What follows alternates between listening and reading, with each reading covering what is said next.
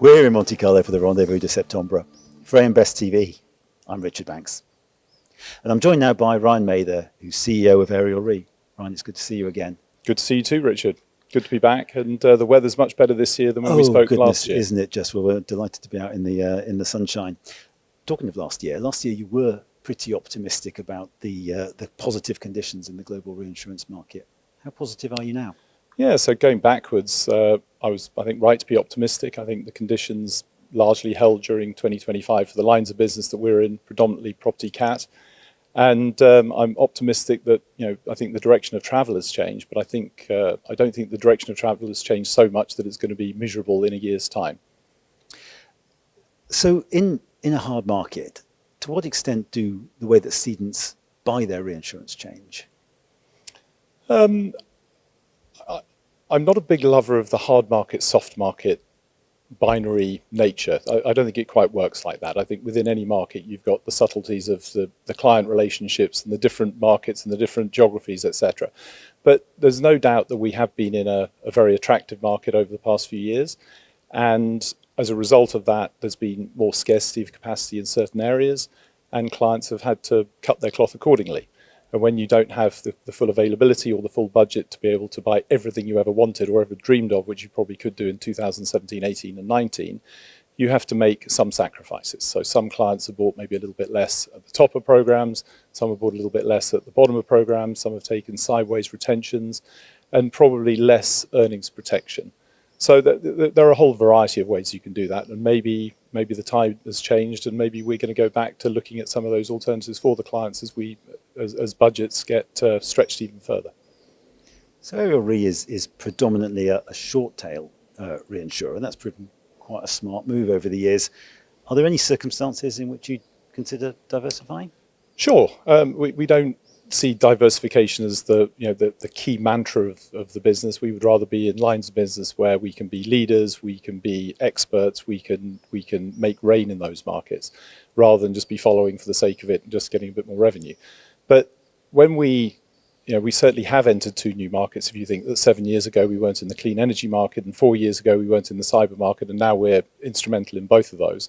So in a year, 2 or 3's time, who knows what opportunities can be sent our way. And as far as the long tail nature, yes, we currently are much shorter tail than many.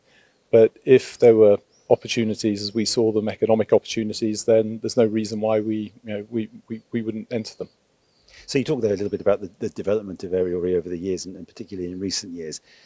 You're celebrating your 20th anniversary this year. What do you attribute that longevity to? Yeah, what a great question.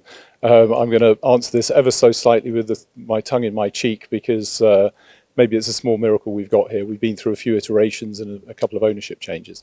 But fundamentally, the last 5 years we've been owned by Pelican Ventures and JC Flowers, and that's been a match made in heaven, really, because really good long-term shareholders to match, with great ambition to match the staff that we have currently. So to go back to answer your question specifically, the reason why we've lasted 20 years is because of the people. We've had very consistent staff over the course of that 20 years. I personally have been in Ariel for the whole of 20 years, and a lot of my colleagues have too. And that has set us apart from some other companies. So we're here in Monte Carlo. Inevitably, conversations sort of center around hot topics, and AI is inevitably one of those hot topics. How can reinsurers reap the benefits of AI, and what are the challenges? Yeah, it's probably the biggest opportunity and the biggest challenge of our era. And we've all got to think about it long and hard about what opportunities it will generate. Certainly, both from an underwriting perspective, we're in a data-intensive industry, so using AI, large language models, etc., can only be a benefit for us. Spotting patterns in data that we otherwise couldn't spot, etc.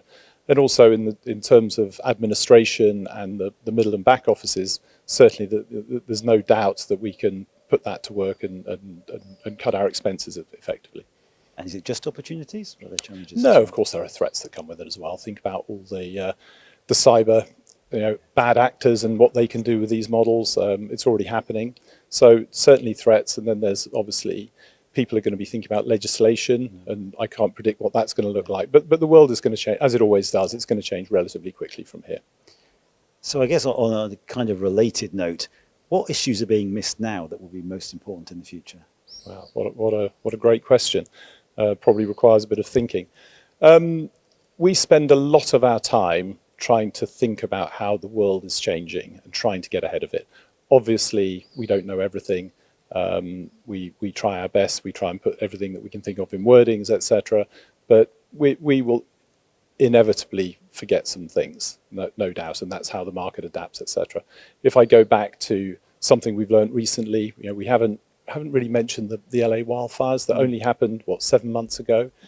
As a result of that, we all learned an awful lot of lessons, and we now know an awful lot more, and we're putting those lessons into practice, and I think we'll become better wildfire underwriters. We will certainly miss a few things along the way, but that's the nature of the beast. That constant learning is the Constant opportunity. learning, exactly. Making sure that every single day you learn the lessons that you pick up from underwriting. When you pay losses, make sure that some of that loss goes towards school fees, learning, and make sure you don't make the same mistakes again. So Ryan, one final question, if I may. What issues are being missed now that will be most important in the future? What a great question, a very difficult question to answer because none of us are omnipotent and none of us know the future. But look, we certainly spend a lot of time trying to think about how the world is changing on a day-to-day basis, how we can reflect that in the policies, things that haven't happened yet that could happen, etc. And we make sure that we learn from our mistakes such that we put those into effect going forward.